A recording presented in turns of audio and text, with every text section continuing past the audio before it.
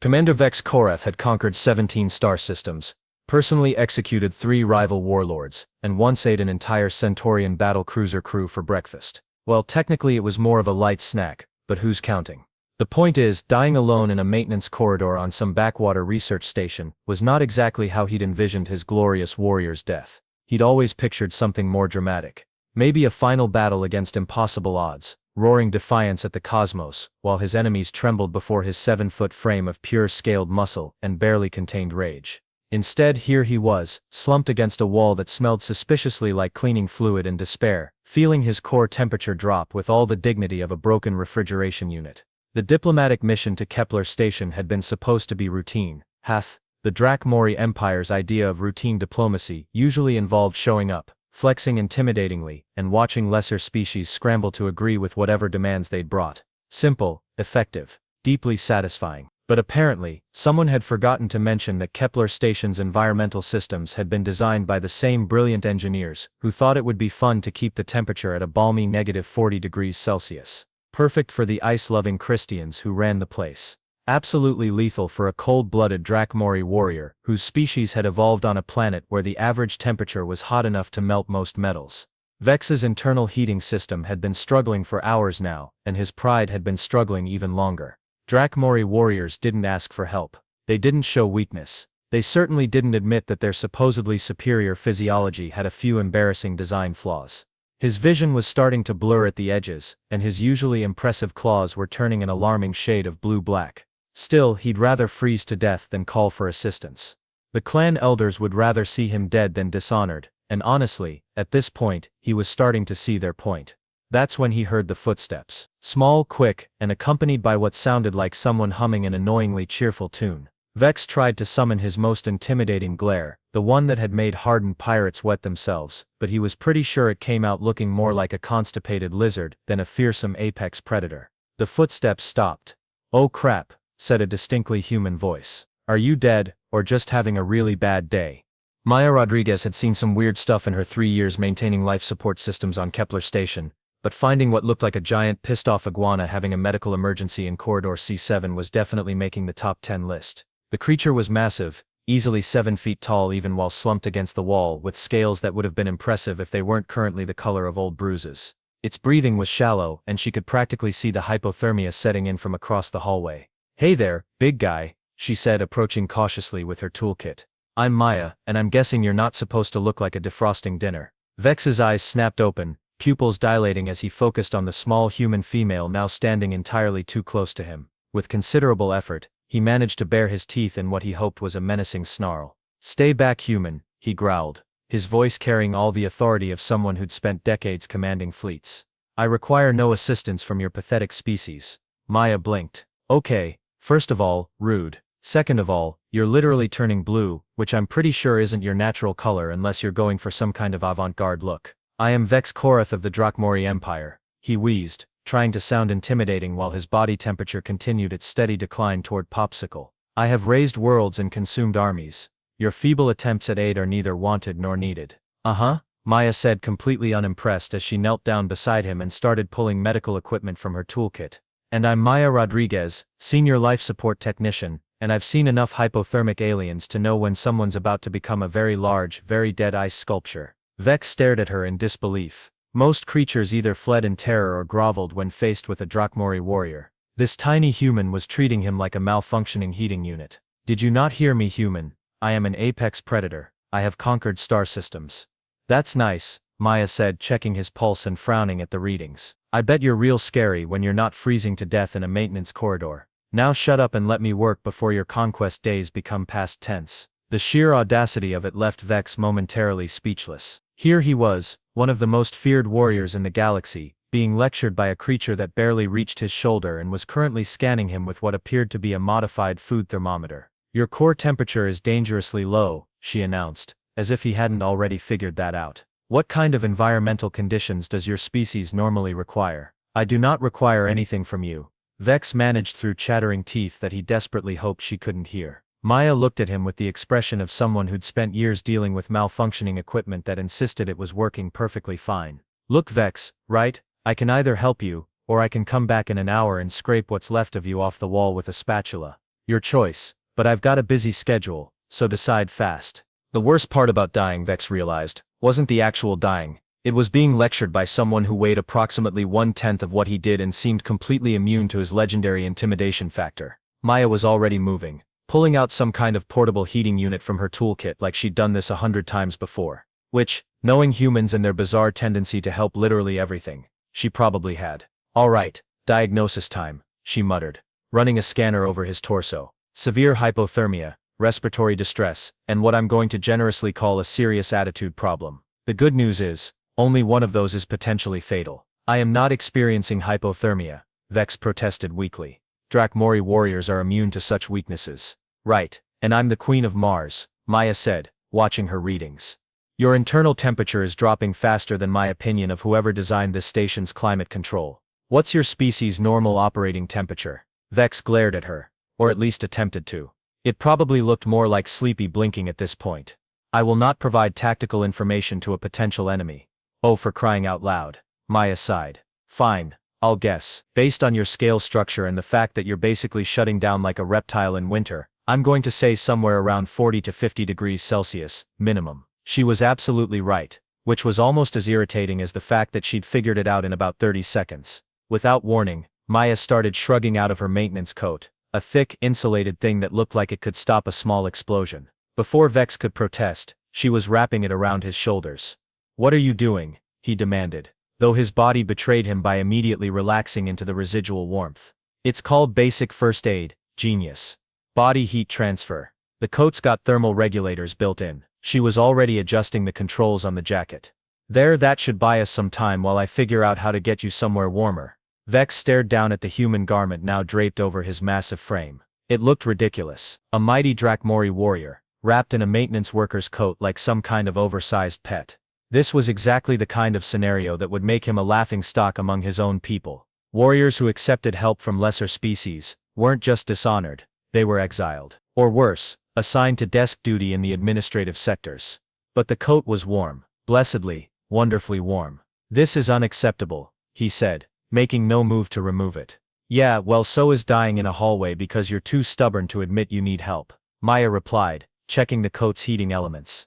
Besides, it looks good on you. Really brings out your eyes. My eyes are capable of seeing in 17 different spectrums, and have been used to target enemy vessels across solar systems. And they're a lovely shade of gold, Maya said cheerfully. Very intimidating. Now stop talking and focus on not becoming a popsicle while I figure out our next move. Despite everything, Vex felt his breathing beginning to steady. The human's coat was surprisingly effective, and her matter-of-fact competence was almost as warming as the thermal regulators. Almost. Maya settled herself cross-legged on the floor beside him, pulling out what looked like a sandwich from her toolkit. Because apparently humans packed lunch in their emergency medical supplies. So, she said between bites, let me guess. You're here for the big diplomatic meeting with the Christians, right? The one where everyone pretends to negotiate while secretly planning to screw each other over. Vex blinked slowly, his mind still catching up to the fact that this tiny human seemed to understand galactic politics better than most ambassadors. How did you know about the negotiations? That information is classified. Honey, I maintain the life support systems for this entire station. You think I don't know when someone schedules a meeting in Conference Room Alpha and specifically requests the temperature be dropped to Arctic levels? Maya took another bite of her sandwich. The Christians do it every time. It's their little power play. Make everyone else uncomfortable while they're perfectly cozy in their ice palace environment. It is a sound tactical advantage, Vex admitted grudgingly. It's a dick move, Maya corrected. But that's beside the point. What I want to know is why the mighty Drakmori Empire sent someone who apparently melts in cold weather to negotiate with literal ice people. The question hit harder than it should have. Vex had been wondering the same thing himself, but hearing it from an outsider made it sting worse. The High Command believes that superior warrior prowess translates to all forms of conflict, he said carefully. Including diplomatic ones. Maya snorted. Let me translate that from corporate speak. Your bosses sent you because you're scary looking, not because you're qualified for the job. I am highly qualified, Vex protested, though his heart wasn't really in it. I have extensive experience in combat strategy and intimidation tactics. Uh-huh. And how's that working out for you so far? Vex glanced down at himself, wrapped in a human maintenance worker's coat and slowly recovering from near death by freezing. Point taken. Look, no offense, But your people's approach to diplomacy sounds about as sophisticated as a brick through a window, Maya said, offering him half of her sandwich. Sometimes the best way to win isn't to be the biggest, scariest thing in the room. He stared at the offered food. Sharing meals was considered an intimate gesture among his people, usually reserved for family or the closest of allies. This human was treating it like the most natural thing in the world. I cannot accept food from you, he said automatically. Why not? It's just turkey and cheese. Unless you're vegetarian, in which case I've got some energy bars somewhere. It is not about dietary restrictions. Among my people, sharing food implies a bond of trust and mutual respect that I cannot extend to a member of an inferior species. Maya raised an eyebrow. Inferior species. Really? That's what we're going with? It is simply fact. Humans are small, weak, short-lived and lack the natural weapons necessary for true combat. Your species has only achieved spaceflight through crude technology and blind luck. Maya said, taking another bite. And yet, here you are, saved by one of these supposedly inferior creatures, while your superior warrior species left you to die alone in a hallway. The words hit like a physical blow. Vex wanted to argue, to defend his people and their ways, but the truth was sitting right there between them like an uncomfortable third party. The circumstances were unusual, he said weakly. Were they though? Maya leaned back against the wall, studying him with those annoyingly perceptive human eyes. Because from where I'm sitting, it looks like your people's definition of strength is pretty narrow. You're tough, sure, but you can't adapt. You can't ask for help. You can't even admit when you're in over your head. Adaptation is not strength. It is compromise. Bullshit, Maya said cheerfully. Adaptation is survival. You know what we call creatures that can't adapt to changing environments? Extinct. Vex felt something uncomfortable twist in his chest. This conversation was veering into territory that challenged everything he'd been taught about Drakmori's superiority. Your species succeeded through cooperation and flexibility, Maya continued. Mine succeeded through raw power and individual strength. Both approaches have merit, but yours has some pretty obvious blind spots, such as the fact that you'd rather die than accept help from someone you consider beneath you. Maya's voice was gentler now, less mocking. That's not strength, Vex, that's just pride wearing a fancy uniform. They sat in silence for a moment, the only sound the gentle hum of the coat's heating elements. Vex found himself actually considering her words, which should have been alarming but somehow wasn't. Your people, he said finally. They are not what our intelligence reports suggested. Let me guess. Weak, chaotic, technologically primitive, prone to emotional decisions. An accurate summary. Maya laughed. Yeah, we get that a lot. Most species make the mistake of thinking that because we're not the biggest or the strongest, we're not dangerous. They forget that we're the species that looked at the galaxy and decided we belonged there, despite having no natural advantages whatsoever. That does seem rather foolish when stated plainly. Or incredibly brave, depending on your perspective. Maya finished her sandwich and brushed the crumbs off her hands. The thing about humans is that we're really good at making friends with things that should probably eat us. Sometimes it works out badly. Sometimes you end up with useful allies in unexpected places. Maya was doing something with a portable medical scanner now, running it over various parts of Vex's body with the focused concentration of someone who actually knew what they were doing, which was becoming a disturbing pattern with this human.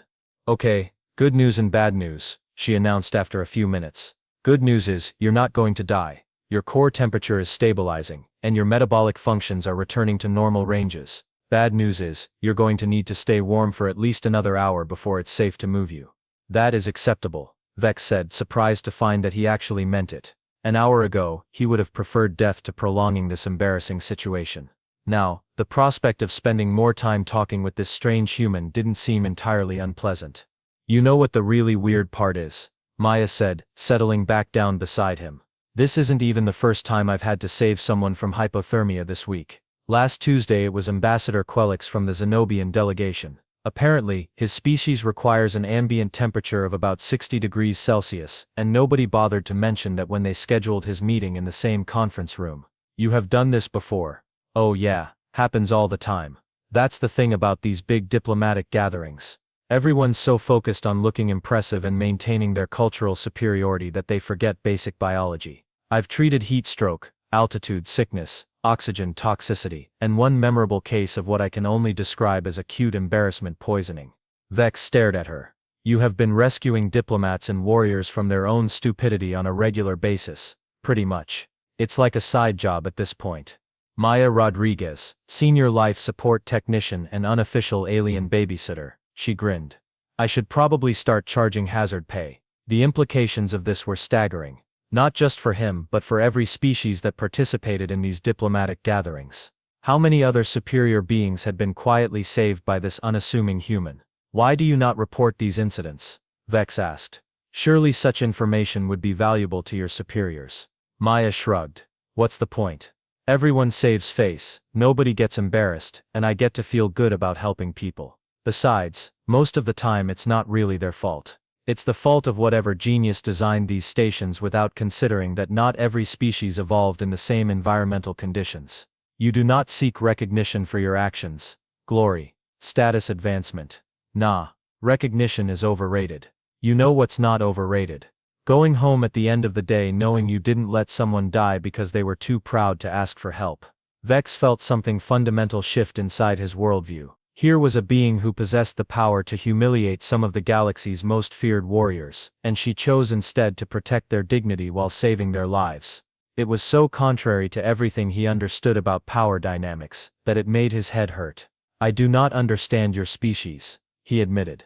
Join the club. Half the time we don't understand ourselves either. Maya checked the readings on her scanner again.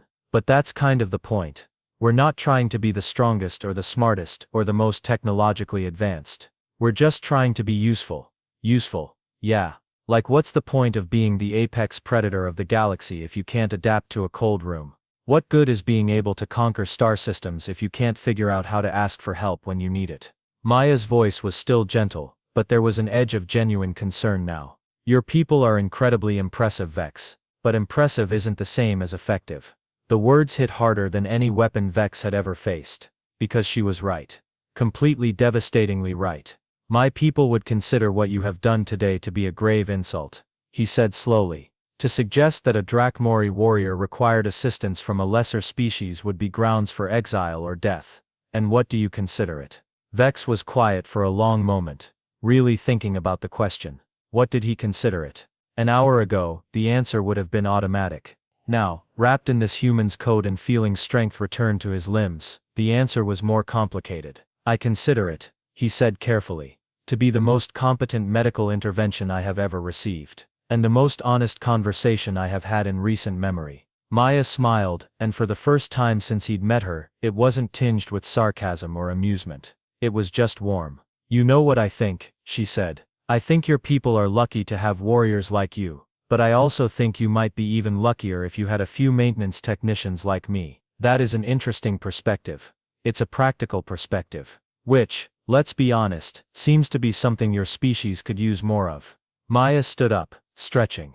Speaking of practical, your temperature readings are back in the safe range. Think you can make it to the warmer sections of the station without turning into a popsicle again? Vex tested his limbs, surprised to find them responding normally. The coat had done its job, and more importantly, so had Maya's unorthodox but effective treatment. I believe so, he said, starting to shrug out of the coat. I should return this to you.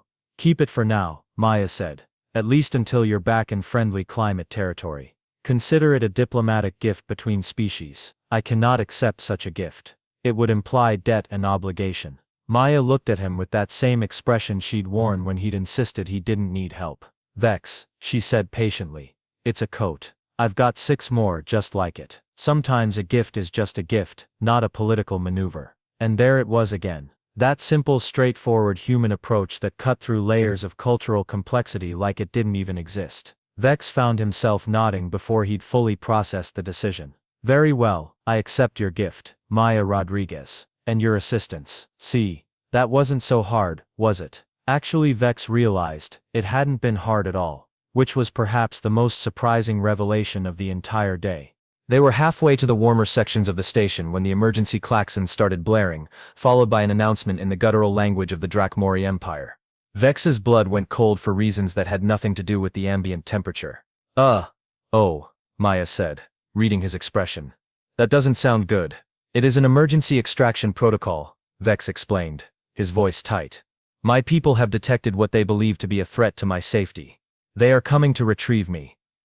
And that's bad because Because they will expect to find me either victorious over whatever threatened me, or dead in glorious battle. They will not expect to find me alive and well due to the intervention of a maintenance technician. Maya stopped walking. Oh. Oh, that's awkward. The sound of heavy boots echoed through the corridors, accompanied by the distinctive hum of Drakmori energy weapons charging. Vex's extraction team was moving fast and taking no chances. In about 30 seconds they were going to round the corner and find their legendary warrior commander wearing a human's coat, and having what appeared to be a pleasant conversation with a member of a supposedly inferior species. Okay, Maya said, her practical mind already working the problem. What's the worst-case scenario here? They kill you for daring to touch a Drakmori warrior, then execute me for bringing dishonor to the clan. Right. And the best-case scenario? They kill you quickly, then exile me to the administrative sectors. Wow. Your people really don't do things halfway, do they? Maya looked thoughtful. What if we told them you defeated some kind of environmental hazard through superior warrior tactics? That would be a lie. Would it though? I mean, you did survive a potentially lethal situation through strategic thinking and resource management. That's basically what happened. Vex stared at her. You are suggesting we reframe the narrative to preserve my honor while concealing your involvement. I'm suggesting we tell the truth in a way that doesn't get either of us killed. There's a difference. The footsteps were getting closer. Vex could hear his second-in-command, Captain Threk, barking orders to the extraction team. In a few moments they would be here, and he would have to choose between his cultural conditioning and the truth of what had happened. Commander Koreth, Threk's voice boomed through the corridor. Report your status immediately. Maya looked at Vex expectantly. This was his moment of decision. He could play along with her diplomatic fiction, or he could face the consequences of admitting that he'd been saved by a human. Vex straightened to his full height, every inch the imposing warrior his people expected him to be. Then he did something that would have been unthinkable just hours earlier. Captain Threk, he called back, his voice carrying its usual command authority. I am alive and well thanks to the competent assistance of Senior Life Support Technician Maya Rodriguez. Maya's eyes widened. Vex, what are you doing? Something that should have been done long ago, he replied quietly. Threk rounded the corner with 3 other warriors, weapons drawn and ready for battle. They skidded to a halt when they saw their commander standing calmly beside a small human female, wearing what was obviously alien clothing. Commander, Threk said carefully, what is the meaning of this? The meaning, Captain, is that our intelligence regarding human capabilities has been severely lacking. Vex gestured to Maya. This individual diagnosed and treated a potentially fatal case of environmental exposure with a level of skill that would impress our own medical staff. The extraction team exchanged confused glances. This was clearly not the scenario they had prepared for. Sir, Threk said slowly, are you saying that this human provided you with medical assistance? I am saying that this human saved my life while I was too stubborn to save it myself. Vex replied. And I am further saying that any culture which would consider that fact shameful is a culture that needs to reconsider its priorities. The silence that followed was so complete that Maya could hear the hum of the station's life support systems. 4 massive alien warriors stood frozen, trying to process what their commander had just said. Sir, one of the younger warriors ventured. What should we do? Vex looked at Maya, who was watching the entire exchange with the fascinated expression of someone witnessing a historical moment. Then he looked back at his team. We should thank Technician Rodriguez for her service, he said firmly. And then we should return to our ship and have a very long discussion about the tactical advantages of interspecies cooperation. Threk's jaw worked silently for a moment. Then, to Maya's complete amazement, the massive warrior performed what was clearly a formal bow. Technician Rodriguez, he said in heavily accented standard, the Drakmori Empire acknowledges its debt to you. The other warriors followed suit, bowing deeply to the small human who had just accidentally revolutionized their understanding of diplomacy. Maya looked around at the assembled aliens, then back at Vex, who was trying not to look too pleased with himself. Well, she said finally. This has been way more exciting than my usual Tuesday. Maya, Vex said, and there was something in his voice that made her look at him more seriously. What you did today, it was not just medical assistance. You challenged everything I believed about strength and honor and the nature of superiority. That is not a small thing. I know, she said simply. But someone had to do it, might as well be the maintenance lady. As the Drakmori extraction team began their withdrawal, Vex hesitated at the corridor junction. I will not forget this lesson, he told Maya. About the difference between being impressive and being effective. About the value of asking for help. About the fact that sometimes the strongest thing you can do is admit you need assistance. Good, Maya said, smiling. Because something tells me you're going to have a lot of opportunities to practice. Vex chuckled, a sound that would have terrified most beings but somehow seemed perfectly natural in this context. Indeed. And Maya, the next time the Drakmori Empire participates in diplomatic negotiations, I believe we will be requesting a human technical advisor. I'll put in a good word with my supervisor, Maya said. But fair warning, I charge extra for life-threatening emergencies. It will be worth every credit. As Vex walked away with his bewildered extraction team, Maya could hear him beginning to explain to them exactly how their approach to diplomacy was about to change. She shook her head, still hardly believing what had just happened. Just another Tuesday on Kepler Station. Though she had a feeling that Tuesdays were about to get a lot more interesting around here. After all, if there was one thing humans were good at, it was making friends with things that should probably eat them. And sometimes, just sometimes, those friendships changed the galaxy.